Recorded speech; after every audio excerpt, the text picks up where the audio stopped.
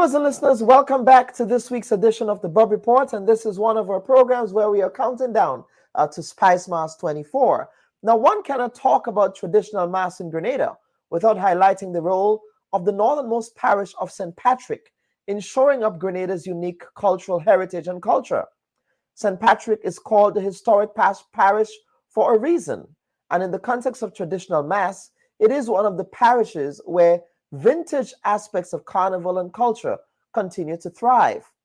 Now, one cannot also think about the historic parish without thinking about the role of the shortney in defining the cultural folklore of the northern parish. We also cannot think about the historic parish without thinking about the brilliant and talented calypso and soca artists who hail from the north. Ancient cultural folklore from Grenada's forebearers, the indigenous Kalinago people, are also present in the form of some of the artifacts we see from archaeological sites scattered all around the parish. Now, for the next segment, we sit with three people from the parish of St. Patrick to discuss the events that will inform the parish carnival in Crown City. I'm happy to be joined by two artists and, of course, one organizer. I'm happy to be joined by, they call him Uncle, Elimus Gilbert, the inspector. Inspector, welcome to the Bob Report this week, brother. I'm also joined by another artist, Leke. Leke, people think of Leke only in the context of maybe shortney, but Leke also does parang and he does calypso. I mean, he has a calypso that's making the rounds this year, right, Leke? So let's see how that one is going to play out. And of course, we have Mr. Andy Matthew. Here, he's not here in his capacity as a social worker today, but he's here in his capacity as one of the members of the organizing committee of the St. Patrick's Parish Carnival Committee. Gentlemen, welcome to the Bob Report. Yeah, greetings, my pleasure. Afternoon and greetings, my pleasure. Yes, absolutely. It's a pleasure having you gentlemen here. So we are going to begin by talking about, Mr. Matthew, we're going to begin with you, sir, by talking about your plans for St. Patrick Carnival this year. Of course, we know that St. Patrick is famous, Sautez is famous for the Juve, right? That Tuesday morning Juve. We cannot think about Last Lap now in Grenada without thinking about Tuesday morning Juve. So what would be different? Sautez have it, as they say. But what would be different about carnival activities in Sautez this year? Well, the whole thing is about we trying to make this bigger than ever. I don't know, the committee is really coming together. And we have a few events that we are planning. And we started with the launch, which was on the 15th of July, which was a real success. Unfortunately, my boy couldn't be there, Specky, but we had Lake here representing, the uncle of St. Patrick, the legend, the hitman. It's unfortunate that he wasn't there. But he has been very supportive in all of my work so far. So one of the events that we have planned is actually coming up on the 20th of July, which is the Shortney Showdown. And by doing that, Very well. So tell me more about the Shortney Showdown. And as I said, we cannot think about St. Patrick also without thinking about Shortney. So tell us more about the Shortney Showdown. So, okay, this year we're hosting a Shortney Showdown. We intend to invite all Shortney bands around Grenada. And the idea is to showcase them because since the DJ is coming to play, we don't get the chance as before. So we don't hear the humor and the satire that comes from it. And these men take their time and they write, it's like having the news in a funny form because they would report on things that happen in the community, politically. So it's very, informative. I call it edutaining.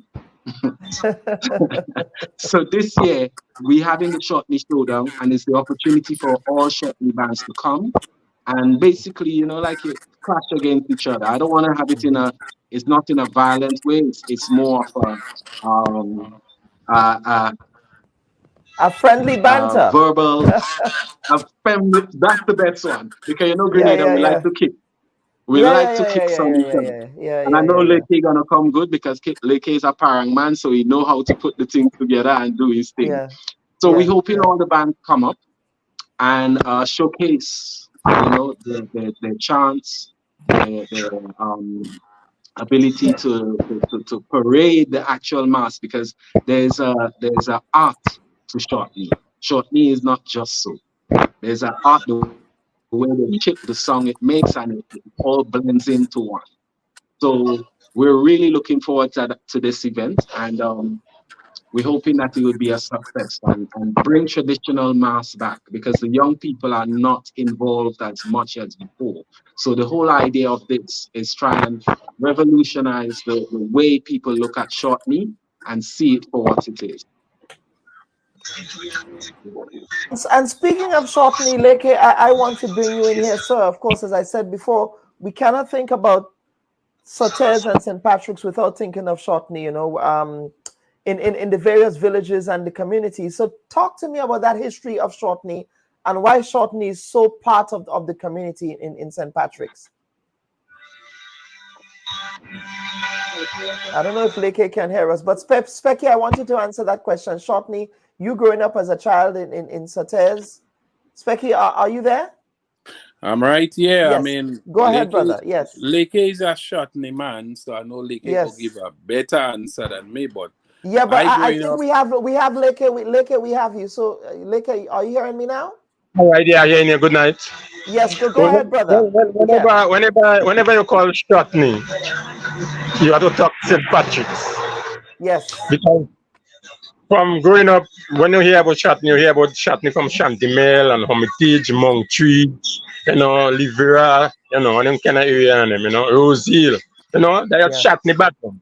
So Shotney could really say originate from St. Patrick's, and as our old Shotney man been eating for 39 years now, playing Shotney. I mean, the very good foundation set in St. Patrick's, especially in Hermitage. As you know, for 30 years, Hermitage Shotney Band is one of the #1 bands in Grenada. Without no doubt, I could say that. I could boast about that. Everybody look forward to the Hermitage Shotney. And having nothing like the Shotney Showdown is a very good thing for the people of St. Patrick's, Grenada and a whole, and try to involve the youths. Because in my band, I have children from 3 years upwards to all 60-something, 70-something years old in the band. So it's very nice to see that Shotney Showdown is back in St. Patrick's, because we had it once in the days of Dakar's Brave Boy. I don't know if you remember Dakar's. We had the first Shotney Showdown in St. Patrick's. And to see it coming back again after a couple of years, I give thumbs up to Andy Matthew and the St. Patrick CDC committee. Yeah, but let us talk about that further, Leke, because you make a very good point there. And of course, I remember Dorcas Brave Boy as well, of blessed memory, and the role that she played in culture and things like that. But what are you doing now to get the younger generations to really appreciate Shortney Mass? Because I do remember growing up in Grenada, seeing a lot of the young people participate in Shortney, but that was back in the day. That was maybe in the 90s, early 2000s. But these days, young people are more on their phones and things like that, So what are you doing to get them really involved in the culture so that when people like you and I become ancestors, we know that the culture can live on? Well, yeah, because as I said earlier on, I have kids in my band 2 years upwards. And what makes them interested that, you see, want to take them out to Kiddies Carnival, the Saturday before Carnival. Kids like that, they like to go and have fun and, enjoy themselves. Also, the parents get a chance to come out and recreate with them, And Hermitage have a good thing going that we always, whenever August done, we always have a back to school for the kids. So all them children play, and who even don't play, but from Hermitage in the area, we still give them something back, give back something to the community. Exercise books, notebooks, bags, pencils, So by doing that, and children going in school and, this one play Shotney and that one play Shotney, next year, and next person want to play because the friend plays this year. You understand? So for me, and I stepped out, Hermitage Shotney wouldn't die because we have it. We have things in place. Yeah. Yeah, absolutely. Now, Specky, let me bring you in. Of course, Leke just, explained, how people in the community get involved with Shortney. But you growing up in St. Patrick's as well, growing up as a child, what are some of your fond memories of the Shortney Mass? Running away from it. Same here. I was about to say, I was never afraid of Jab Jab, but for some reason, I was afraid of Shortney. Yeah, man, running away from it. And when Shanty Mill and Sotters and Monkchurch and Hermitage clash in Sotters, right? Because I from right behind the police station. I from the Yeah. right in the tongue, so I used to see everything. And when they have on the mass face that you never know, they will come in front of you and sing. Your good friend, but you don't even know who's singing. I Yeah. remember as a little boy, they had banned the mass face. I think somebody told me that was during Gary time. They had Mhm. banned the mass face and then they bring it back. But always fun, the chant, the powder, the sleeve, the clothes. The clothes alone is very unique. And you had to pay them. Trust me, you had to pay them. Um, Fun memories as a child, but as I told you before, I always afraid of Shotney. I never afraid the job, but always afraid of Shotney. But I enjoyed for years, and as Lake say, you can't talk about Shotney in Grenada and don't talk about St. Patrick's. That's the place, St. Patrick's. We discovered the Shotney. Yeah. Yeah, like same question to you as well. Fondest memories of the Shortney growing up in St. Patrick's. And do you remember the first time you played Shortney and who really got you into the mass? Well, it's a long story. To be truthful, my elder brother used to play Shotney. Mm-hmm. And the fun of the Shotney for we at the time was to get up that 4 day morning to try to see who is playing. Because when they dress, you will never know, as Becky said earlier on, who is there. Right. And I remember that time, a friend of mine make out a guy who played in the band and call his name. And that was the biggest Mm-hmm. mistake she could have made. That man chased her, because you cannot call people name in the mass. You understand? Mm-hmm. So Mm-hmm. that was part of it. But for the first year, as me playing Shotney, my younger brother and some friends decided to play Shotney that year. That was 1985. Mm-hmm. The team like you play Shotney now. I said, no, I don't play Shotney. They beg. I said, no. The guy, the captain at the time, going on this Saturday to buy clothes. Saturday morning, the guys come back at me again. Like, you play now? I didn't have the money at the time. I said, all right, I will play. I tell the guy, buy the clothes for me and I will pay him. It happened, he buy the clothes and then I played mass. And the two guys who brought me in the mass a couple of years after I leave and up to today, from 1985, presently, like it's still there, not a year without the Shotney, beside the 2 years with COVID, 2020 and 2021. So from you could say partly all my years, Right. I'm a Do man. do you think that because one of the things I really appreciate about the Shortney is that they have a type of extempo vibe to them, right? They come up with their chants. You have like a call and response, right? So do you think Yeah. that Shortney, being involved in Shortney, also help you with the parang that you do and the calypso that you do as well? Well, basically, Calypso and Pang came from Shotney, Mm. Right. Foundation, Shotney. Hmm. Yeah. Yeah, that's good. That's good. I think making that connection is so good. And Yeah. Inspector, do you agree as well? I mean, in your One time as a hundred young one Calypsonian. hundred percent. As you see that, my mind run straight and scholar. Scholar used to Uh-huh. be playing Shotney. His father used to play Shotney. He used to be writing for the Shotney bands. Hmm. Some are scholar melody, the hook line. You could hear Shotney chant.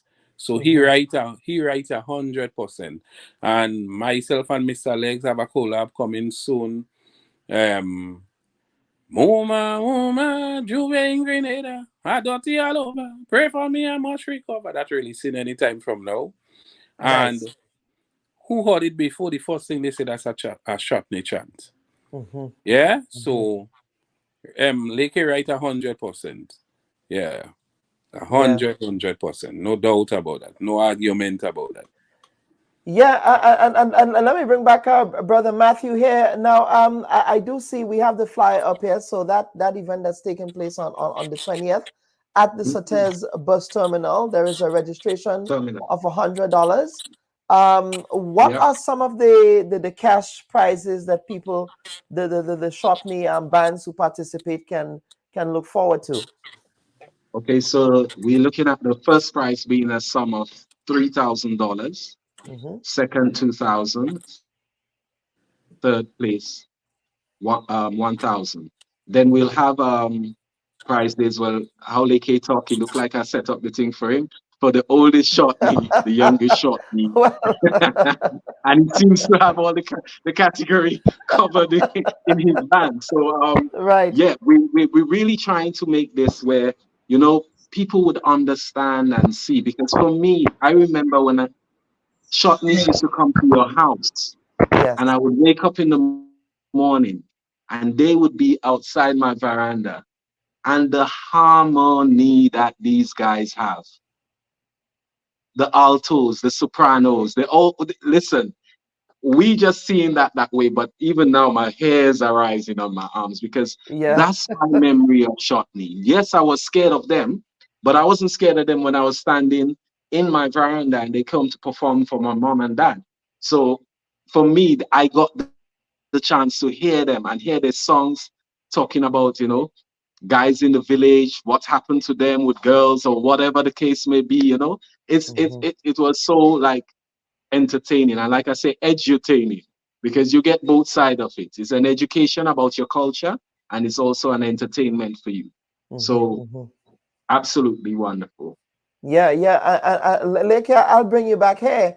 Now, let us talk about the powder. Now, the powder is a key feature of the shortney. You can't think of shortney without thinking about the powder. And so, what's the idea, especially for, I mean, I suspect I know why it is, but for the younger people who are watching who may not know what the powder is all about, why do we have the powder in the shortney and why is it such a central part of it? Well, powder play a lot of different role in the mass. Powder definitely you use the powder to keep away certain people.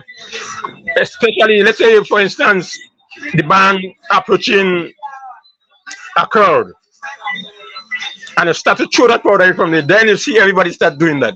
Playing the trap, playing the way. So it's a sort of instrument in the song that it give you a vibes because some people before they dress they must take the powder and throw on the mask, shake it out, and create more uniqueness then.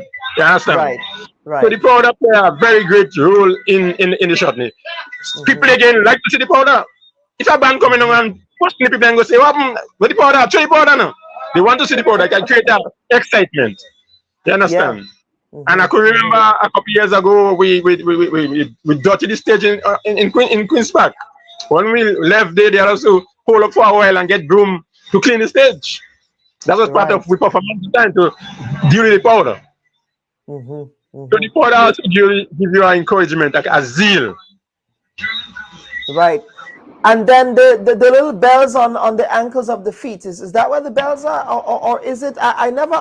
That's a question I had to ask. Or Yeah, is the bells also? to the feet, yeah. That you get the rhythm from, man. Hmm. That's the rhythm. That you get the rhythm from, man. The bells. Right. That rhythm. And go ahead. Yeah. I say the bells that create the vibes, man. The whirls. Hmm. Right. Right. Right. And then of course you have the different movement with the clothing and then the mask. Are there All different types depends. of mask, or is it only one type of mask, or you have different designs in the mask? Well, basically one type of mask, but people paint it differently. So now I might buy a mask and don't like how it is, and might buy paint Hmm. and do it how you feel. Hmm. But doing that now, you also could be a Mac man because you a special mask. Everybody else have a red, and you go and put black and thing on yours. You use a Mac man. Right. You understand? Right. Hmm. Hmm. And Specky, let me bring you back here, because of course St. Patrick's, it's historic city, but it's also Crown City, and you made some history. I think Lake has made history in the Parang field with people like Jericho and so on, men from the mainland, right? And Jericho, may his soul rest in peace, AK. That's a good boy. But Specky, you yourself, you've made some history for the parish of St. Patrick. Where do you see St. Patrick now in respect of the culture and so on? Well, I also have to take credit for Tuesday morning in Sotes because Right. we used to just have a chuck, one chuck from Mali. Who don't know about Mali is like close to McDonald College, Mm-hmm. going down to Sotes Town. And 2004, I went in the barn and make a little wine for the first time. You know, they used to have it before just a one chuck. That's Andy Matthew brother, Tommy and Tiger, and I'm responsible for that. Right. And my friends used to always tell me, let's go. But I'm so tired from Carnival, Sukamona, you know, like shoes and everything, always resting. And 2004, I decided to go and make a little jam. And I enjoyed that jam from McDonald College to the tongue of Sotes. And I decided to make it big with my fames, my powers, my writing skills, because I do all my writing. I decided to make it big. And I told my friends, I say, I will make Sotes international. And 2005, yes, I released Sotes Have It. And Tuesday morning was like Labor Day on the Parkway. Labor Day, no room until people start complaining too much of people in Sotes. You know, let us use the back street as a route too, you know, too much people. St. Patrick's play a very important part in culture because we even have the first female monarch. That's Lady The Cinti. Lady Fenty. Yeah. That's the parent, that's the mother of Looney Spark and Electrify. Mm-hmm. Yeah. We we yes, we play a great part and almost every year a crown coming from St. Patrick's. Either Soca Monarch, the Calypso King, when Scholar came, you know, he dominated the Calypso. Mm-hmm. Looney Spark and Electrify came, they dominated Soca Monarch for a while. We have the Terrakid, we have the King Boys, you know. You know, Mm-hmm. do I leave out anybody who won? I don't want to call names and leave out some. I mean, we have a lot of But great but but actors but who are but from we Grenada. also had, you know, legends like Bubbler, right? Bubbler is from St. Bubbler, Patrick. Praying We Mantis. have Praying Mantis from St. Patrick as Yes, well, yes. right? I was more touching on those who won. Yeah. Yeah, yeah, yeah. Yeah, Praying Mantis. We had a great Mm-hmm. band, Magnificent Six. You know, St. Patrick's, the historical parish. We deserve it. We deserve that name because, as I told you, almost every year, almost every year. Even the Tuesday morning, we was in competition with Golf. Golf came. They tried to take it from us. You know, all my friends from Goa, I used to argue with them and say, no, that belongs to us. Right now, we go in competition with St. David's, but we still there. You Yeah. know, we still have the best Tuesday morning Juve. I saying that Mm-hmm, with no mm-hmm. apology. You know, so we St. Patrick's play a very, very, very important part. Very important to Yeah. the people who looking at us right now, who viewing. I would like to invite you to Tuesday morning in Sotes. We also have Tuesday night mass coming back this year again. You know, over the years we had problems where the Juve started late because the band decided to come late. You know, and sometimes when people come 5, 6, they expect to see early morning Juve. We started that way and it died down. All that coming back this year. So inviting everybody to Sotes. Sotes have it jump. Sotes have it wave. That's the place to be. Tuesday morning, historical parish, St. Patrick's. Absolutely. And Mr. Matthew here, I see you smiling at what Specky's saying here. But Yes. yeah, is there anything else you want to add to what the brother said? I just want to encourage people to come and enjoy. This year we have a lot planned. Mm-hmm. We had a very good response in terms of bands so far. We have about four Tuesday night bands. Mm-hmm. We have a number of bands for the Saturday Juve, the Mm-hmm. Tuesday Juve. So, and we have also in the day, we'll also have like the masquerade bands, the Juju Warriors, the Apache Warriors. We have Mm-hmm. Lazarus coming down with his costume bands. So throughout the day, we're gonna have entertainment for everyone. This year, we are looking to turn things around and change it, bring back those old days. You know, when I was growing up, there was a gentleman named Tommy Cyrus. He had one of the biggest bands in St. Patrick's, and we all look forward to it. It was like, I remember one year he made a battleship out of this truck, and he had bamboo coming out the side of the truck. And as he's driving along, they would light the bamboo and bust the bamboo like how we do it. It Yeah. was just a spectacular event. You Mhm. mentioned Dr. Brave Boy, pioneer, founder. I can't bestow enough accolade to her for what Mhm. she's done for St. Patrick's. So now it's about us, Specky and us, the younger generation, not that young, but you know what I'm saying, trying to make sure that we can show the younger ones what is the expectation, set a Mhm. level that they need to live up to. And Mhm. by doing these events like the Shot Me Showdown, we have Neon Fest coming up for the younger ones in August as well.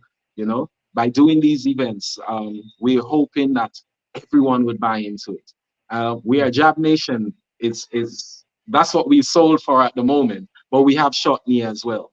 So on the Yeah. Jab front, we started this thing on this. Well, we are going to start on the 7th of July. We have Jab on the Move, where we'll go around the villages and collab with people within the village. So Lake's brother 40, he has a big Jab band. So we're going to Hermitage on the 7th of July. That would be the start of the show. So we're trying to cater for everyone. Shotney, Jab, traditional mass, masqueraders. We all want you out in full force this year. Sutters have it. Yeah. Absolutely, and one of the unique things about our Grenada Carnival, and we'll get back for closing comments from the rest of the panel here, is that there is something unique in every parish for everyone, right? And I say to my friends who visit Grenada, St. George's is not a representation of Grenada Carnival. You have to go to the other parishes. Victoria, you You get have your to. Veku. St. We're very Patrick's, you cool. get your Shotney, right? There In you go. St. David's, it was the Wild Indian. I don't see a lot of Wild Indian before. Maybe you guys, it's something you can think about in reviving that mask. I don't see a Well, lot of Wild Indian. we actually have a Wild Indian band that is prominent. They actually perform. The Wild Indian band that perform in Spice Mass launch is Mhm. from St. Patrick's. Nice. And oh Very my well. God, their drummers are just out of this world. Yeah. Yeah. And they're young people who are in the band. So we have a good look. We have in terms of the traditional side, we seem to be keeping it alive. And I Hmm. applaud everyone, Lake here and everyone, 39 years and still going, brother. Respect. Thank Thank you. you. Yes. Yeah, absolutely. So, Leke, Specky, I want to go over to you, brother, for some closing comments. I guess if by the looks of it, by the Calypso you released this year, maybe we might be seeing more of you another crown. on the Calypso scene, and maybe as Brother Matthew said, another crown for St. Patrick. So, over Yes. to you, brother, for some closing comments. Well, yeah, well, I would like to invite everybody to come out to the Shatney Showdown on the 28th of July. And I'm planning hard, me, my boys. And I'm in contact with about 8 different bands who are showing interest. So that's nice because I love competition. How much Shatney life love competition, Hmm. But I must always say too that Shatney long time, people used to say it's a fight and, violence and that kind of thing. These days we play very peaceful mass. Hmm. Good things does come out from Shatney. Not Yes. bad things, long time people used to say Shatney tiffin thing and. Because in 2019, Kurt Allen from Trinidad came to Grenada and we used to interact and thing and he wanted to play Shatney with us. So I invited him to practicing. Hmm. Second night he came, we were rehearsing a whole song to go up where we just normally meet to practice. Hmm. And we pitched up a whole song which I had in 2018. I may know the incident with young Ariel Bola in what happened. Yes. We had a song called Injustice, based on what happened to Ariel and thing. And Kotalin heard the song, the Shatney song. After we done rehearse, he come to me, say, like, "Hey, I want that song." After I say, I want that song, what I mean? He say, I want that song. I want to put that song into Calypso. Hmm. I laugh. I say, okay. About 2 days after, he called me and tell me, I organize some members in my band. Let me go to the studio. So I Hmm. call the guys and I say, well, look, Kotalin want injustice, So What do you think? He said, well, no problem. Yeah. So we give him the song. And Kotalin take the Injustice, the shortest song, and go in Trinidad and do it in Calypso, and was in the finals Mm-hmm. in Trinidad. So Yeah. that's a plus from the shortney again. Mm-hmm. Mm-hmm. You Yeah. understand? Yeah. Yeah. Yeah. Well, definitely, folks, go out and support. Support because that is what will keep that is what will make Grenada's carnival unique, and Grenada's cultural tradition unique from the other islands in the Caribbean. Specky. What Leke just said there about Kotalin, the whole of Grenada should have known that. Yeah, the whole of Grenada should have known that. So, all those who viewing, I hope you could spread the news. That's very impressive. That's very good. Leke touch on the shortney, the showdown, they touched that already. So, the people who viewing, who don't book as yet for Grenada Carnival for Spice Mass 2024, who thinking about it, we have the last carnival for the summer, the best carnival for the summer, and we also have the best juve in the world. Bungee Garlin, jump on the carnage, juve morning already, incident free. Marshall Montano, Calypso Rose, Skinny Fabulous from St. Vincent, Lyrical Problem Child. Just talk to any one of them. Don't forget Shadow as well. I think we lost Specky there. Go ahead, Specky. Unmute your mic, brother. Unmute your mic, Specky. Yeah, go ahead. Oh, it's muted again. Your mic is muted again, Specky. Just unmute the mic, Inspector. Unmute, Specky, unmute. Yeah, sorry for that. Yeah, no, go ahead. Yeah, Yes, go ahead. yes, I got a call and the mic was mute. Sorry. Yeah, So that's we all right. have Go ahead. incident-free carnival, the best carnival for the summer, the best juve, the last carnival for the summer. Spice Mass 2024. If you don't book yet, to all them foreigners, book and come and enjoy it. Come and enjoy the mass. Grenada is the place to be incident-free, right? Incident-free. Specky, thank you so much. Thank you so much for that endorsement of the best mass, one of the best mass in the Caribbean. And of course, so let me bring back Mr. Andy Matthew here, sir, for some closing comments to get people to show up. These guys done such a great job. I don't know I can top them, but all I can say is this is gonna be epic. This shortly showdown. As a matter of fact, we're gonna have some of the old mass element coming in as well with the shortly showdown. So we're gonna mix it. So people, it's a family event. Bring your family, friends, everyone. Come down to Sates, 20th of July, bus terminal. Enjoy the shortly showdown. Leke and these guys competing against each other. Get some of those funny stories and satire and edutainment, as we say. Come down. Just come down to St. Patrick's and to the bus terminal on the 20th of July. That's the only place to be. And thank you all. Thank you, Brother Bob, for being there and getting us to help us to promote the traditional side of an aspect of Carnival in Grenada, because we don't want to lose that. This is what gives us our uniqueness. This is what actually, when foreigners come here and they see all these different things, they notice it's not just the naked people parading on the street. We actually have a message with most of the mass that we play, even the jab, when they sing their songs. So please book your tickets. If you ain't planning to, do it now. Book, come down to Spice Mass 2024. Thank you. Brother Matthew, thank you again for the work that you're doing, not only for helping our young people in communities, but also helping to keep the culture and the tradition alive. And of course, we also had Leke here, as well as Elimus Gilbert, the Hitman Inspector. Panel, thank you so much for appearing on the Bub Report this week. And folks, remember the Shortney Showdown, downtown Sates Bus Terminal on Saturday, the 20th of July. Be there. And Bob, I would like to say that you're doing a wonderful job. I look at your program all the time. When people look at your program, they learn something. Earlier around today, I was telling a friend coming on your program. She said, yes, that's the program. Yes. So you know, you're doing a wonderful job. Keep it up. Thank you, brother. Thank you so much. Thank you so much. And thank you for the work that you've done for Grenada as well. Yeah. All right, viewers and listeners, this is the Bub Report. We are going to take a break and come right back after these words from our sponsors. Please stand by. Should your loved ones pass on, they deserve to be treated with dignity.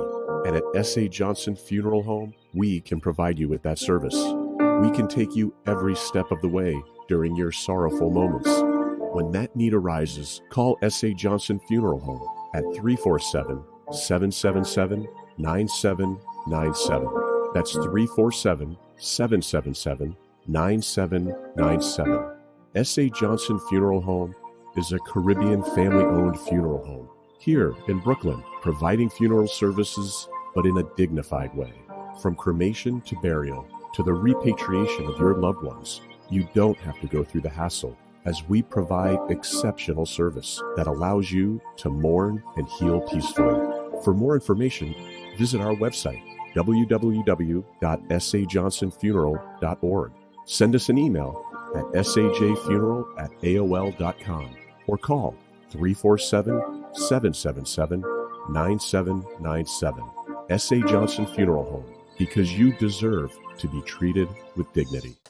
If you have been with us and watching the program and you shared the live stream, thank you for sharing. If you're just joining us, please remember to do us a favor by sharing today's live stream as well. Now, as Grenada gets into gear for Spice Mass 2024, the organizers are anticipating another bumper year. But like all carnivals in the past, this one is also not without some controversy. Not only has the corporation raised the vending fees in some zones to vend in the various parade routes to $800, but the corporation has also put a cap on the amount of regional artists who can perform at some of the local events. C4 Promotions announced in a press release on the 28th of June that they were forced to cancel their Vibes with Voicey event to be held in the peak of the carnival season. The promoters stated, quote, "Since our initial announcement of the event, Vibes with Voicey has faced significant challenges from entities and regulatory bodies. Nonetheless, we continued working towards our vision, knowing that an event of this caliber would enhance the Spice Mass experience for locals and visitors," unquote. The release went on to say, quote, "We understand the disappointment this news may bring to our loyal supporters and attendees who were eagerly looking forward to Vibes with Voicey," unquote. Now, while Grenada's cap doesn't totally restrict its fellow neighbors from entering the country, it is not without precedent in the Caribbean to have restrictions on the free movement of artists during regional carnivals, notwithstanding that we do have a treaty with respect to the free movement of artists and professionals across the region who are part of the Caribbean single market and economy. Now, in the late 1990s, Trinidad and Tobago banned the Barbadian band Coalition from performing in live events at their carnival. Coalition's lead singer at the time was Rupee. Also in 1976, Trinidad and Tobago banned Short Shirts Calypso Tourist Lego from being a road march contender, though this song was the most popular one played on the road in that year in Trinidad's carnival. Now, despite these bans, several Grenadian artists have participated in Trinidad and Tobago's International Power Soca Monarch, with Mr. Killer making history as the only non-Trinidadian to win the ISM competition in 2019. For the next segment, we will sit with Mr. Cecil Noel for a conversations on the issues animating the build-up to Spice Mass 2024. We did also invite Dr. Patrick Antoine, CEO of the CARICOM Private Sector Organization, to appear on the program, as well as Mr. Bobby Steele, but scheduling conflicts precluded them from doing so at this time. And now over to our conversation with Mr. Cecil Noel.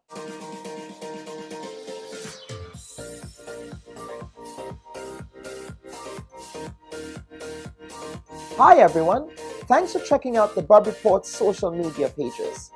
If you'd like to get more videos, show highlights, and watch our weekly live show, follow our Facebook, Twitter, and Instagram pages, and also subscribe to our YouTube channel. You can catch repeat episodes on Wednesdays at 4 and 5 p.m. respectively on CRFM Radio and GBN TV in Grenada. We are also viewed on Sundays at 8 p.m. on WPG 10 throughout the Caribbean. Thanks for watching. I wish to welcome Mr. Cecil Noel, our CEO of the Spice Mass Corporation, to, shall we say, face the music on the Bub Report, sir. But I'm sure music is something that you are very familiar with. So this may not be unfamiliar territory for you, sir. Welcome.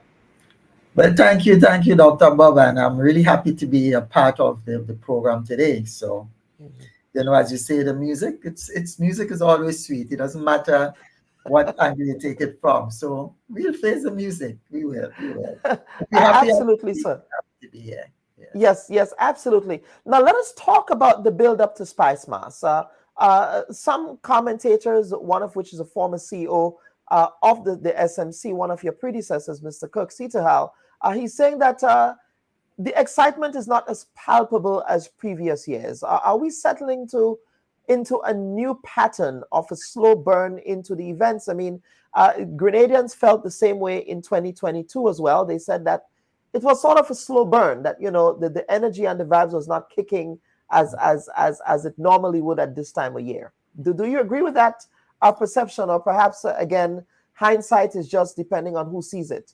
Well, I agree. It depends on how it's looked at. Because to be quite frank with you, I'm not in total agreement with it, because the buzz is there. I mean, maybe some people may have been looking for it to commence earlier, and it's quite possible they're probably looking for it to commence earlier in a particular way.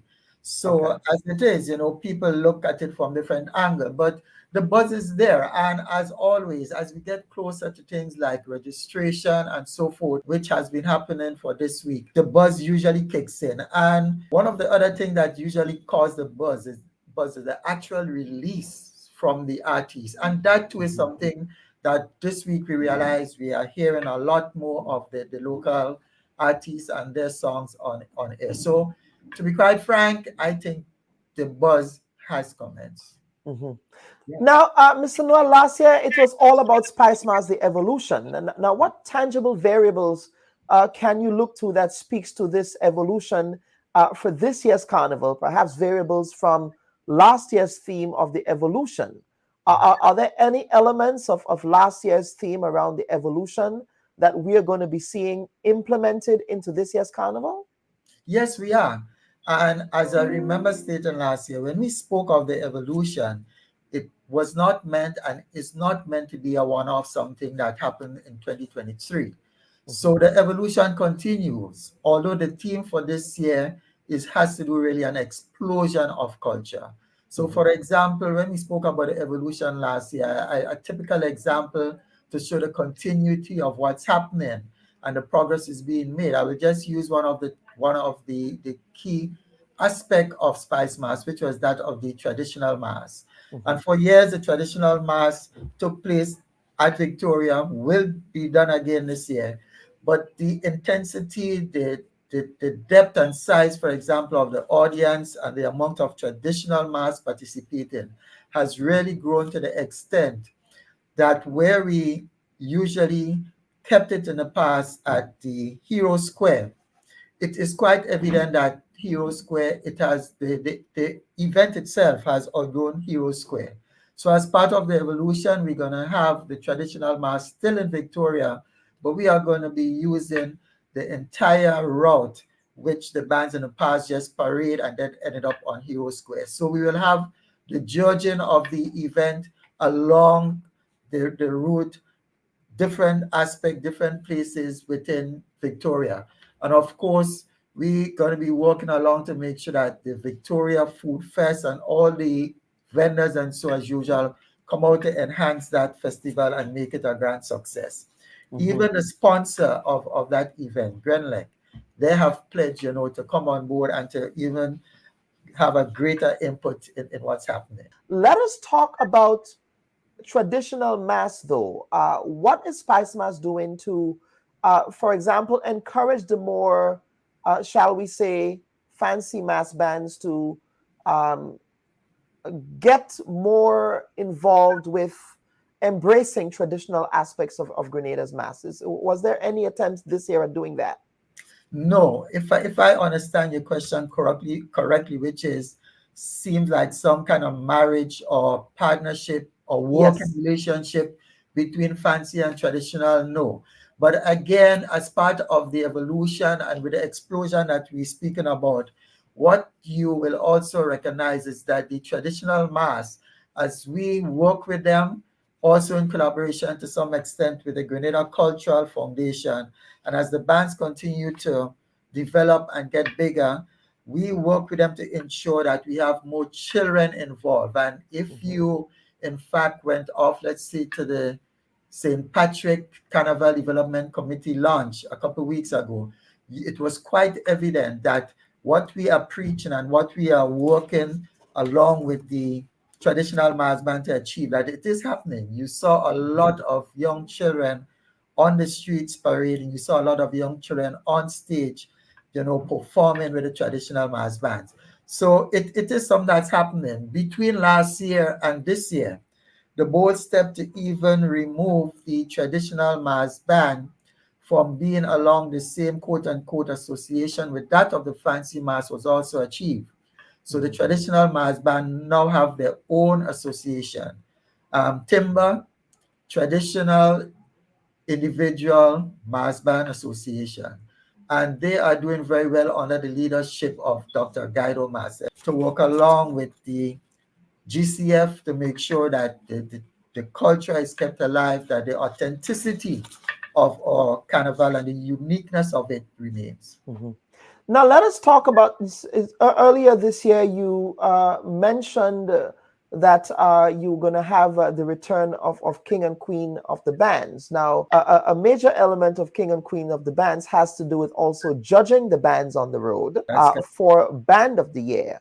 Yeah. Now, what will that look like? Now, I know that, of course, first and foremost, do you have buy-ins from all of the bands No, to participate in the King and Queen of the Band competition on the March Gras night? I will not say we have band from all of the bands, but I can tell you that we had thus far a series of meetings with the Fancy Mass Band, and all of these were explained. There were a lot of interest shown, but the registration is something that is still ongoing. That will close on the 5th of July. So in terms of just how many of the bands are going to participate in competition, that is not a definite number as yet. But we did, in fact, encourage them to compete, and there's several reasons why we took that route. One of the key reasons is that of ensuring that what the spectators see on the road, what we broadcast and stream globally, that it look more organized. In other words, I'm saying that one, we want the bands to be organized in a manner that you could see the various sections parading on the street. And one of the main way to encourage the revelers, the band leaders, to make sure that happen is for them to be in competition. Without them being in competition, what we have and what we have experienced in recent time is a party type atmosphere on the streets, which we do not have a problem with in totality.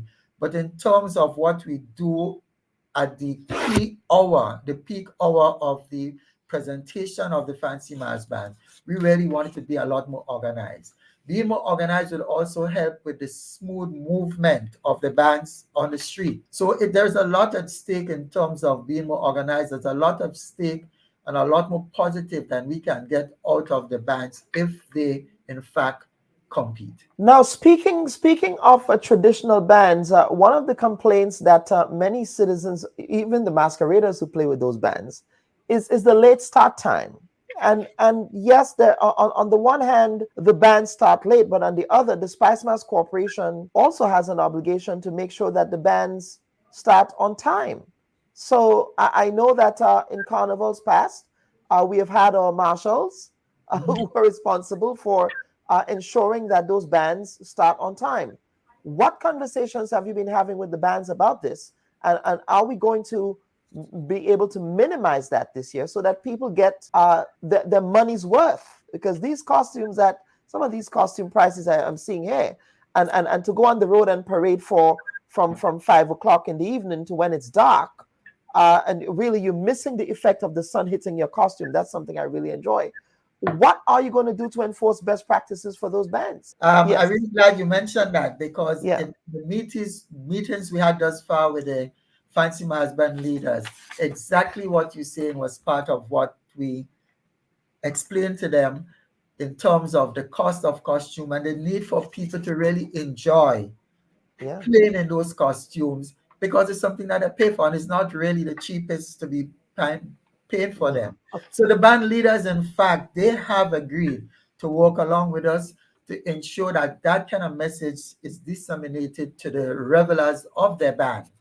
And we really hoping it come true, because they even went as far as to in our discussions with us to indicate that some of the things that they would even endeavor to do is to remind the masqueraders not just the importance of playing the costume and the cost, but some of the other things that will facilitate the early start and the bands being lined up and ready to go.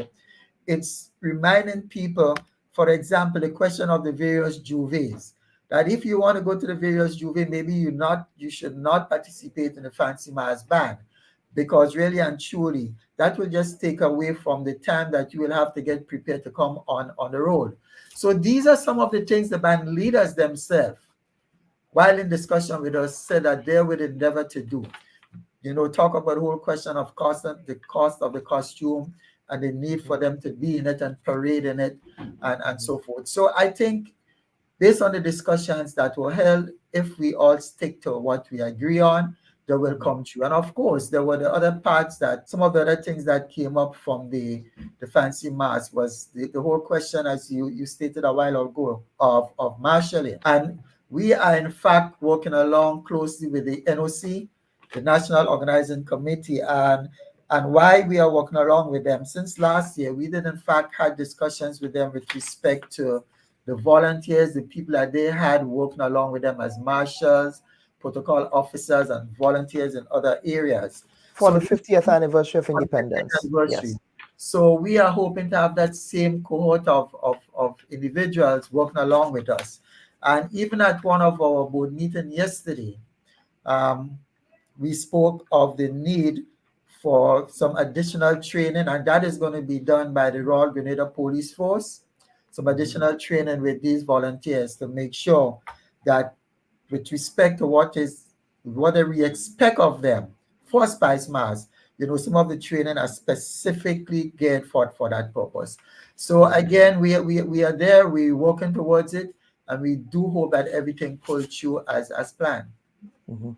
Now, of course, we have seen an evolution of the bands into really, really big bands. Now, it's not like the days of the 90s and early 2000s with your Comancheros and Associates, your Lazarus Antoine and Associates.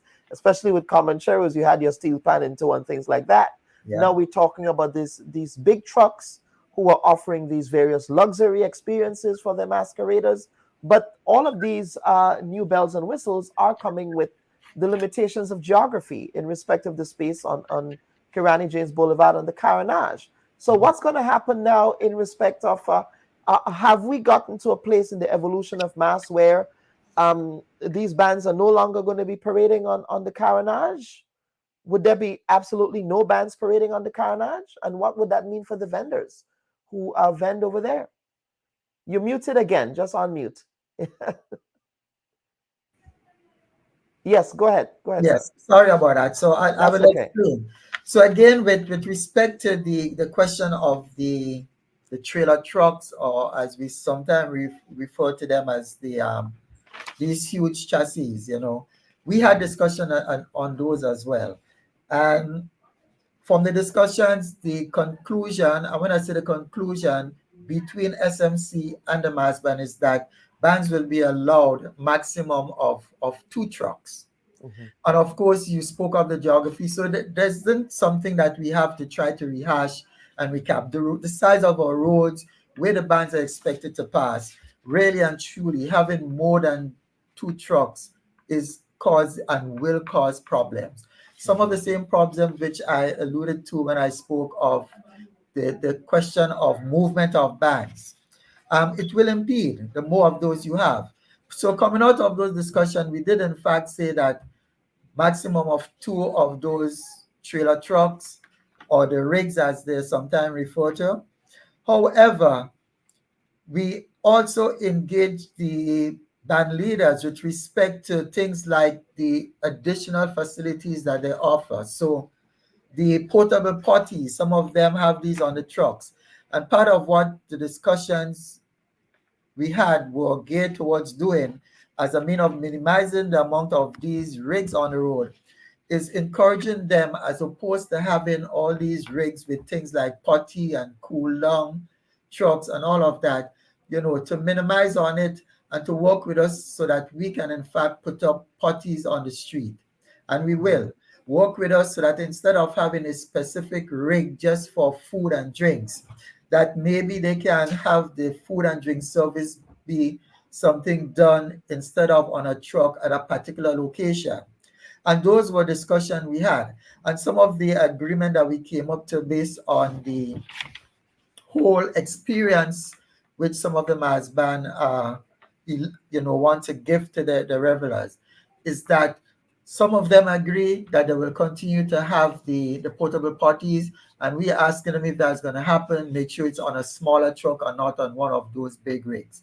The same thing with the food. There are a couple of bands who agree that they will have like the food stall based in a stationary location as opposed to having it on a vehicle moving. For those who want to continue having vehicle, we have agreed that yes, you can do it, but again, let's try to use vehicles that are smaller for those purposes. So we have made some significant headway in those directions. I know, for example, there were mentioned, and I will not hesitate, I will just say it as it is, in the whole effort to should I say, discourage all these trucks, there were discussion with regards to what kind of fee or people may have to pay if they want to have more than 2 of the trucks. And this was not a final decision. This was not a mandate, but we did in fact say that probably if bands want to have more than the 2 trucks, those rigs, that we look at a fee. And I know one of the fee that was banter around, and I'm saying banter around because I'm hearing that we are saying this is what people have to say, but that's not the case.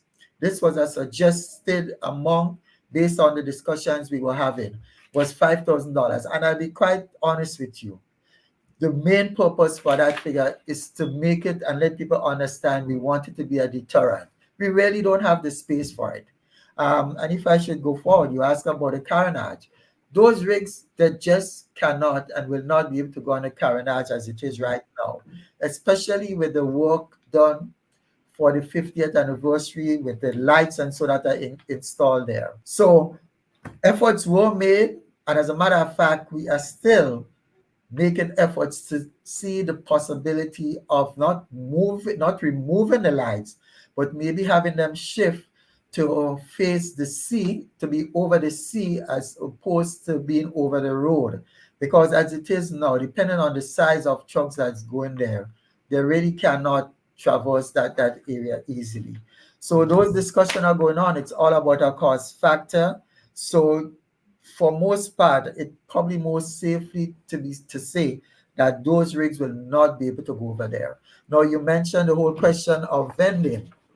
For the vending process which took place this week, it was made quite clear to the vendors that that area, though still a vending zone, is something that we are saying if you choose and want to go there, you can go there. And the reason for that is that we are working and planning to have events there, but it may not be in the same massive way as when the mass bands traverse over on the carnage. So some vendors, there are a few who still opt to take it because, as we say, there'll be activities there. Part of what is an ongoing discussion, and I'm saying ongoing, not concluded, is to work along with the steel bands to make that zone, and again, because of the uniqueness, the setup, the aesthetics with the light being there, to make that zone a zone where the steel band can have that free passage, that free move to playpen there, and to have that combined with some form of cuisine, something similar to what was done for the The independence. independence. Mhm. So we having those discussions with the Steelman Association, and we hoping that that will bring some virtue in terms of representation and encourage some vendors to still stay there. But we must say quite clearly that is an option the vendors can take. And I know earlier on you mentioned about the vending in the introductory, you made mention of vending and Yes, increase sir. in cost. And I want to address that because that is absolutely incorrect. There is no increase in vending costs. Okay. Um, Very we have well. we Thanks have for clearing that up. we have 5 vending zone. Zone 1, which is a carnage. The cost for that used to be $500, that has gone down to $250. And part of that vending cost has to do with the whole question of for cleaning and so anytime you hear the vending cost is mentioned, think of it that there's an aspect of it that involve to assist with the cleaning thereafter. Okay. So on the carnage, as you say, it's $250, and these vendors will be allowed to put up their own tents. In a similar manner, the vendors that occupy the zone 2, and the zone 2 area, that's the area opposite the port entrance where we usually have the trucks and so pack up, that zone area, they will pay $450. And again, they are encouraged to put up their own tents. Now, let me explain. That is one of the high traffic area. That's one of the places that most people will want to vend. That's where they have a very good turnover. In the case of from the port, on the port highway, there are some vending areas already there. Some of the buildings that are installed there. For those vendors, they are being charged $270 for vending in that area. Now, when we come from Tantin to the GCNA building, that vending zone, which is zone 4, the vendors they are paying $800. And let me break that down for you. The $800 includes the charge for tents, which we Spice Mart which will have installed. So it's including the payment include for the tents and for the vending space, as well as the amount that is inputted to assist with cleanup thereafter. Now, the question may be asked, why are we charging them for tents? Now, that is one of the prime spots, and we want to ensure that things like the aesthetics in the area is kept. We have a lot of foreigners, visitors coming in, and our locals, and we want to make sure that there's some level of standard in terms of the look, in terms of the cleanliness, even with respect to the installation and logistics, having to get electricity installed there and so forth. Grenlec has asked us, for example, to ensure these things are installed at an earlier time, the Saturday prior to the Monday and Tuesday on the road.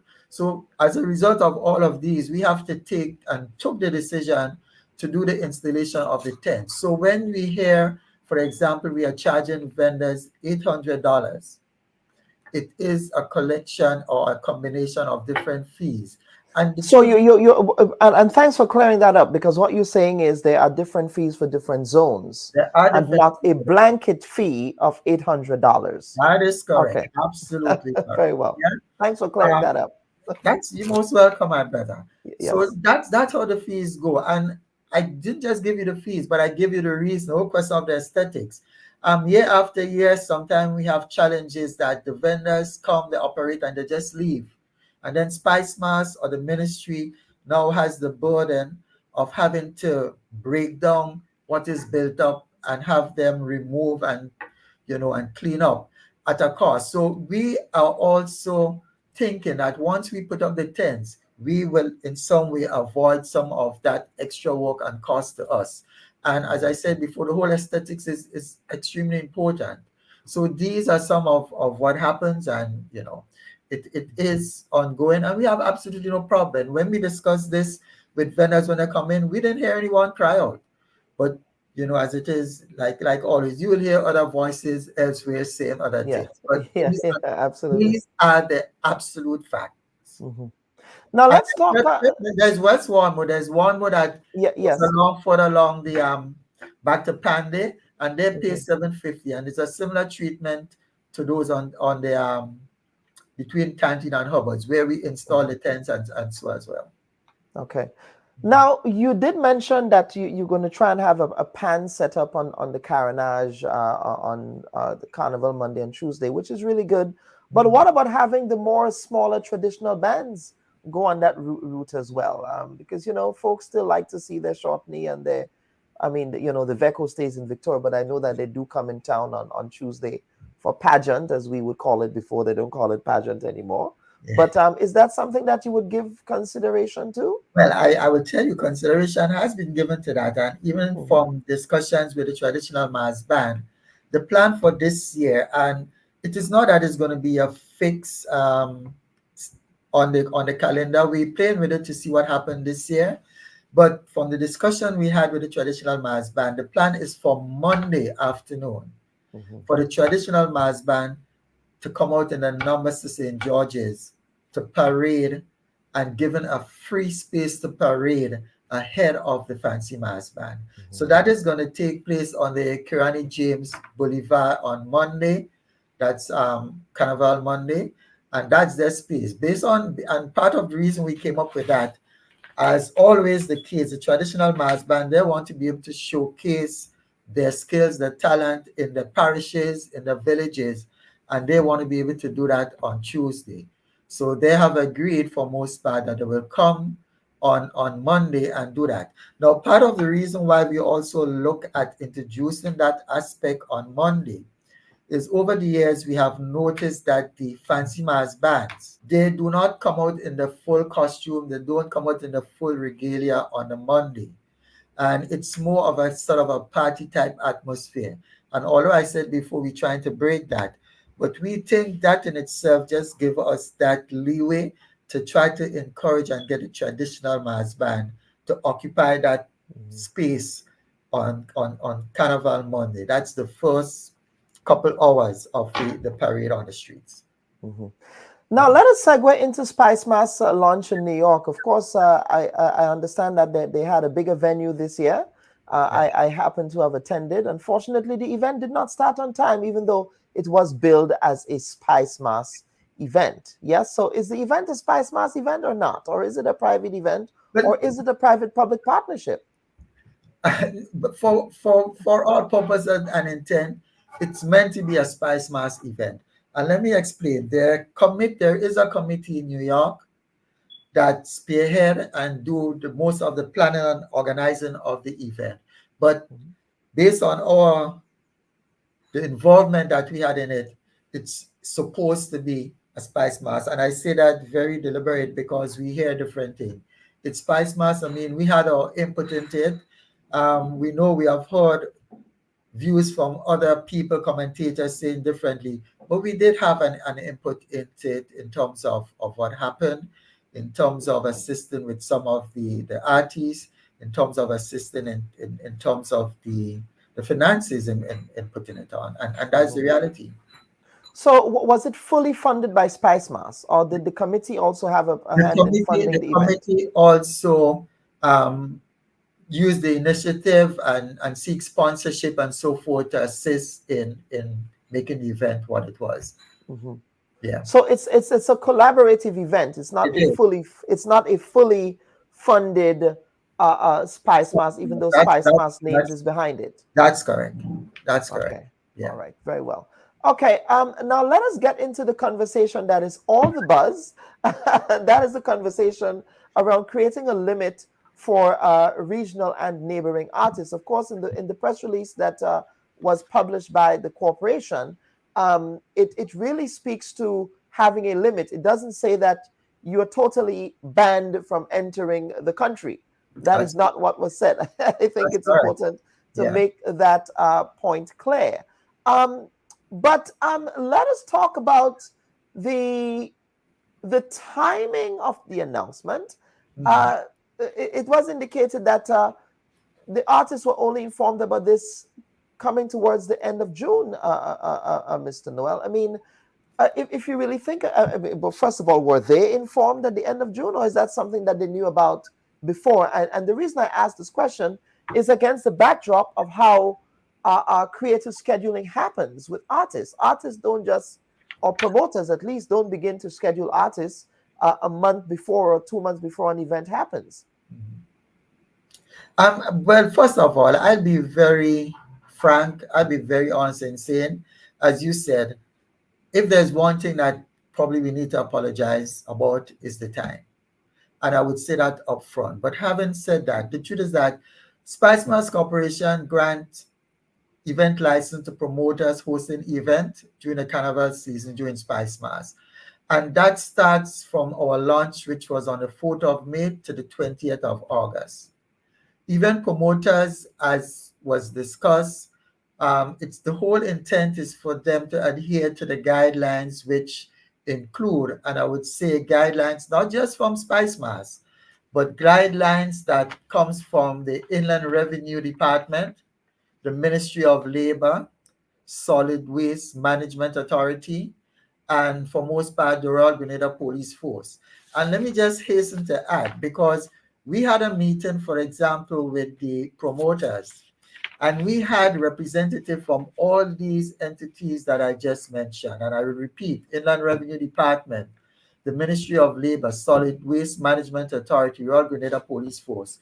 And what strikes me as being a little bit odd is that the presentations were given from all these entities to the promoters.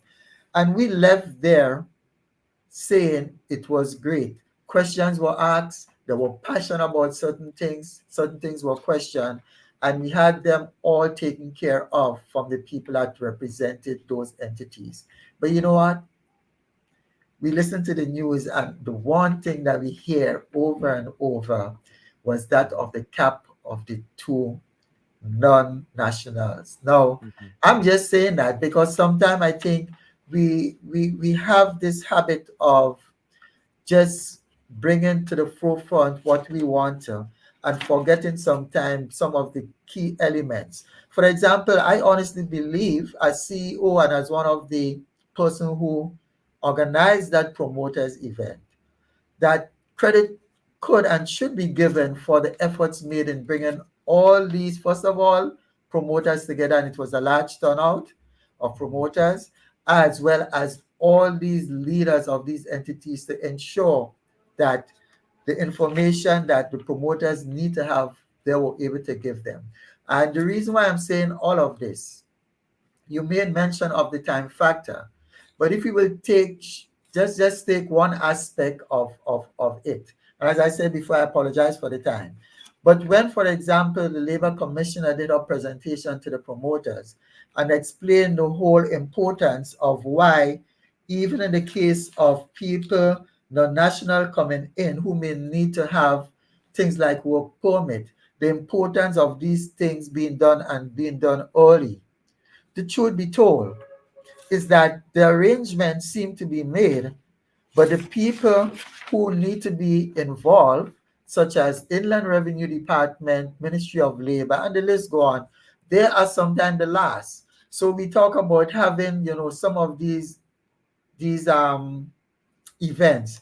And what we are saying, we really, all of us, including Spice Mass, timing is of the essence and we need to all do better. But it should not look as if the entities that I listed before, the one at fault, and everything that is done in proper order and timing by the events promoters. So again, it's just something that we need to look at. So as I said, the event promoters hosting events during Spice Mass, Thursday, which is the Majestic Thursday when we have the Queen Show, and going all the way to Carnival Tuesday, the 13th of August, we will permit them to have a maximum of 2 non-national artists and an unlimited amount of Grenadians. So it's not a case that we say no non-nationals. It's just a matter of putting a cap. And as you said before, it's not something that is new. It's something that is done different places in different ways. Sometimes you put caps, sometimes you work out ratios. And that is exactly what we endeavor to do. Another thing that needs to be amplified in all of this is the fact that from the time we launched May 4th, all the way up to August 7th, promoters, they have the ability to bring in as much non-nationals as they want and host events. I want to repeat that. From the 4th of May when Carnival was launched up to the 7th of August, as well as from the 14th of August to the 20th, they are free to bring in as much non-nationals and have events. All we are asking for is on the days when we have our own national events, such as the Queen pageant on the 8th of August, the Groovy and Power Soca competition on the 9th, the Panorama on the 10th, and the March 11th. And of course, we have our 2 days, Monday and Tuesday. All we are saying is that during that period, we're asking you to have 2 non-nationals. And, I mean, from discussions we had with some promoters, and I'm saying some because sometimes you meet people and discussion come up, as well as from people on the street. The majority so far, from the feel out we got, is that they think we are moving in a positive direction. The whole emphasis here, the decision is not about limiting non-national artists. It's really about the emphasis is more about making sure that our national artists, they get to be highlighted, they get to be headlined during the peak time of Spice Mass. And I want to emphasize that during the peak time of Spice Mass. So we will want most of our national or local to be the one on stage together with the 2 national. And this is what we're asking for, so they could get that kind of audience as well. So these are some of the things we look at. I mean, and of course, when that happens, we could talk about the economic benefit to the villages, to the communities from which these artists come from. So there's a lot surrounding the discussion that we take into. And we must make it absolutely clear that we remain committed to supporting CARICOM and our regional artists. I mean, we have demonstrated that and continue to do so.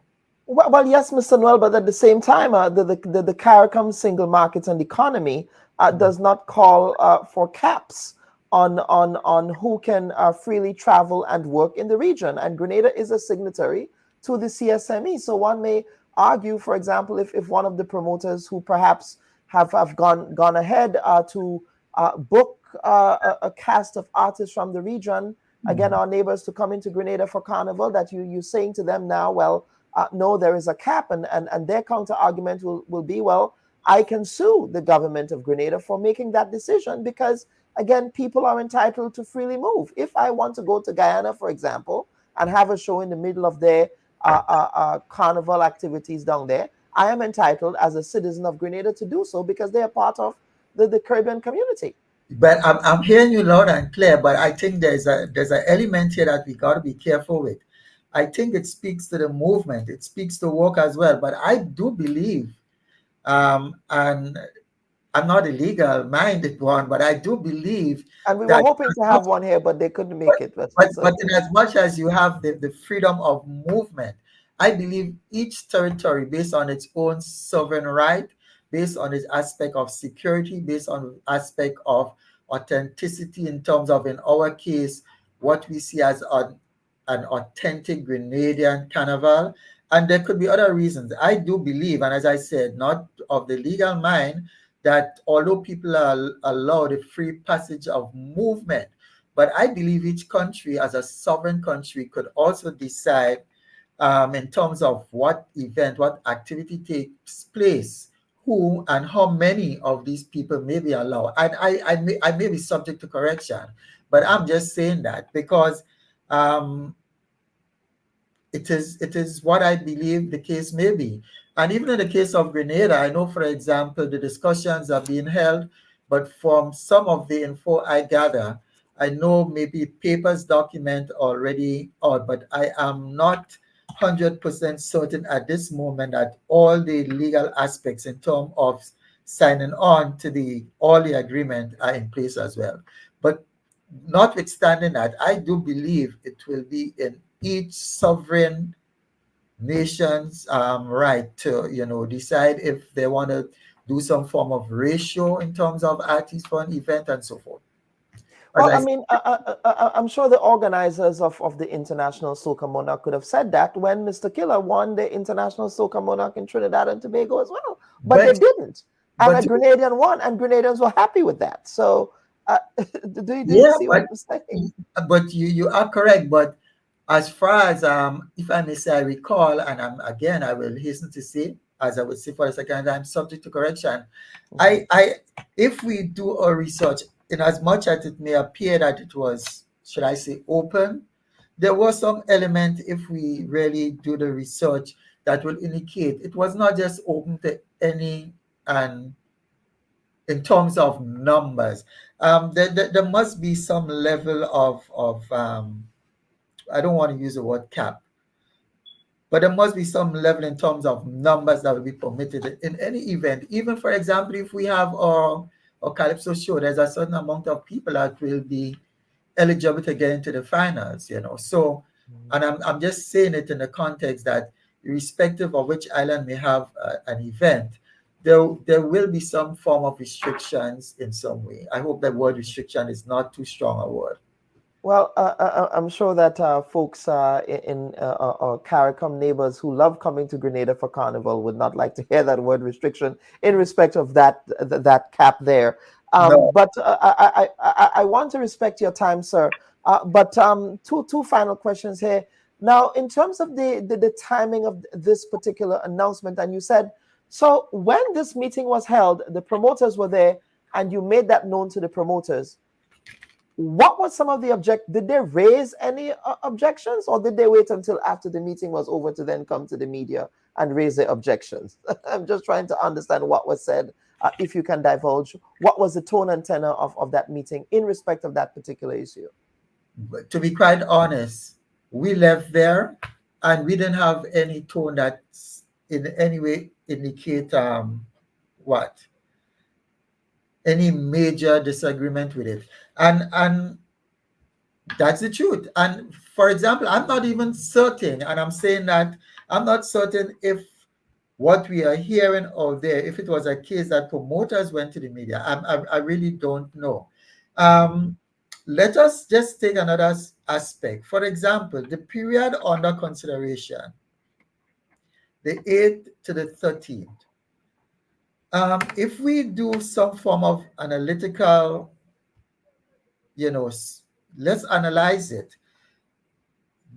For most part, I think what we have maybe 2-3 shows that takes part during that period, and maybe on average we will say, in terms of foreign artists, I don't know, probably 3 will be at those events, maybe sometimes 4.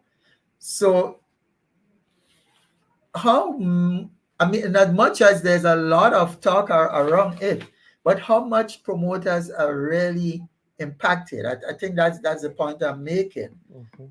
So it's something that maybe much people didn't look at, but that's what happened. There were two major shows that usually take place during that period. And what was the timeline for making this decision that it had to come so late down the pike? When did you start having those conversations? Was it after Spice Mass last year, or at what point did the corporation decide, or the board decide, that this will be the move? No, it was not immediately after last year. It was sometime this year that some of the discussions started. But the truth be told, there were a number of things to be considered here, and as such, we had a series of meetings with the same entities that I just mentioned there, as we look at the whole question of how best to approach it. So we with Inland Revenue, discussions with the Solid Waste Management Authority, the Ministry of Labor, the Royal Grenada Police Force. So there were a number of engagement and different ideas, different thought pattern was thrown out, and eventually that what came out of it. But let me also add, and I mean, I would just say, it was, I was really happy as well in an interview recently when the PM also in fact indicated, when the question was posed to him, that he thought it's a step maybe that, in short, he didn't see it as being a problem and lend support to what was discussed and agreed on. And I go right back to saying maybe the thing that we need to remind ourselves of maybe was the timing. But when sometimes you ask yourself, when really is the right timing? You do it early and one thing is being said, you do it and it seems late, and there's another. So there's really not much of a balance. And sometimes the decision has to be made, and we know everybody wouldn't be happy, wouldn't be pleased with it, but in the best interest of our local artists, in the best interest of our country, it is the one that is for now. I cannot tell you sitting here with definitive what the future holds, but we thought it best. As I spoke of the economic benefit, we talk about the support in terms of having our local perform at the peak time, strengthening the cultural identities. The policy is really part of a broader strategy to strengthen our cultural identity, to make sure our uniqueness is maintained, that rich Grenada culture that it continues to strive. And we know, for example, I mean, we are really doing well when it comes to Ahsoka. And we just want to make sure that we play our part in assisting the locals in as much as possible to try to elevate them to that higher height locally and so forth. All right. Well, Mr. Noel, thank you. I think you handled those barrage of tough questions very well. You did so well. Thank you. Absolutely. But I think it was important for us to understand the logic behind the decision, and just to really get to brass tacks, because as you articulately said, sometimes in this media business, if it bleeds, it leads, right? And so as a result, sometimes the full story, and that's what we try to do here, is to really peel back the layers of those issues and create and establish the nuance that is needed when we're having those important conversations. And it's really important. Yes, I'm really happy. I know sometimes, when I have opportunities like this, I really embrace them, because yes, my intent and my role as CEO is not to distort anything, but to basically lay down the facts, and that's what it is. So if I hear, the noise in the market, I don't really bother too much about it, especially if I know what is being said is incorrect. And I'm making mention because you asked me some question with respect to vending, with respect to the mass bands, and some of what being said really and truly it's just inaccurate. So my job, my task is really to just paint the picture as it is in terms of presenting the facts. so of course the March Gras is returning Yes, to the big yard at the National Stadium. that's correct. But one of the concerns that the Calypsonians raised, a scholar in another interview, he said that what they really liked about the Progress Park venue was just how intimate it was in respect of the placement of the stage in relation to the audience. Whereas at the National Stadium, owing to the fact that it really, the stage is set up in a way that it accommodates for a larger Soca Mona crowd, that the Calypso artists were not really getting that feedback from the audience. So it was a bit of a mixed reaction I get from the Calypsonians. So what have they been telling you about the return to the stadium on that score? But to be quite honest, I have not heard much in that aspect. But what I would like to headline here, though, is the fact that the big stage in the stadium, we are working with the logistics team as well as service provider to ensure that the placement of the stage is one that would be acceptable by all involved. Because apart from the Dimash with the Calypsonians, we still have the national Queen pageant as well as Panorama, which also, in a sense, request and require that kind of intimacy. And based on where we planning to put the stage, we hoping to have that type of intimacy there. Okay. You know, Okay. I would just plug in one other aspect with regards to the Calypsonians. Part of what we endeavor and are planning to do this year is to have, in keeping with the theme of our independence celebrating for a full year, is to have 50 calypsos for the semifinals.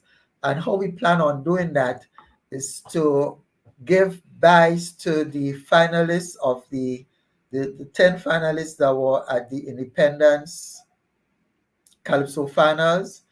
We also inviting the Independence Independence Monarch from New York, and we also have, as is usually the case, the Monarch from Carriacou.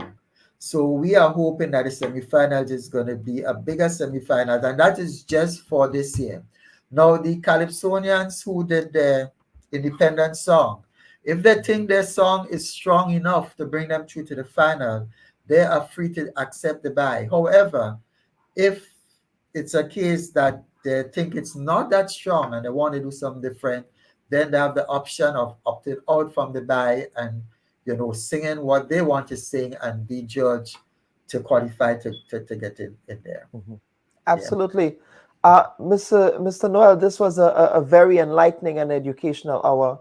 And, you answered a lot of the questions that we had. And of course, I'm going to give you an opportunity now for some closing comments and perhaps address any other matter that in this session we did not have an opportunity to address.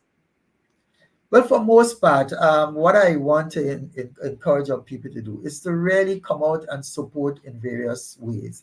And when I say support, we still have the question of sponsorship, and it's not too late if anyone out there feel I want to make some contribution, whether in cash or in kind. We are willing to accept that. We want to encourage our people that we keep our carnival as we know it to be a safe one. It is of paramount importance. I traveled to Trinidad, for example, with the GTA promoting Grenada and specifically Spice Mass from where I sit. And it is part of what, when you interact with people that they tell you, that brings them to Grenada, that feeling of peace, of safety. And it is extremely important that we encourage our Grenadian people to continue living and being in that vein, being hospitable, kind and loving to our neighbors. And as we continue to work, we really want people to support us. Hey, we're not perfect. Things will happen that may not necessarily be what other people like. And it's okay to be critique, because we want to be able to learn and to be better and improve in all aspects in terms of what we do. But what we really want you in your efforts in doing so, remember, at the end of the day, Grenada belongs to all of us, and we have to work together and not behave as if we're fighting. So I will close with those words. Well, they say carnival is bacchanal always. I can't remember a carnival in Grenada that did not have some measure of controversy. But as you rightly said, maybe 2023. Honestly, maybe, because what the controversy was. Yes. right. But as you said, it is one of those unifying activities that really puts Grenada on the map. And that causes Grenadians to coalesce around what it means to be Grenadian, that idea of Grenadianism and Grenadian identity. And the truth is, sometimes we say controversy, but listen, as I would say to you and say to people, for me, it's not like I love it, but what I can tell you, I'm better off because of it. Because when these controversy come up, for me, it's a learning, it's a lesson, it's something that helps me to be better. It's something that helps me to work with my team to make Spice Mass better. So if that's what it is, let it be, and let us learn from it. Yes, absolutely. Mr. Cecil Noel, thank you, sir, for being on the program this week. You're most welcome, my brother. Absolutely.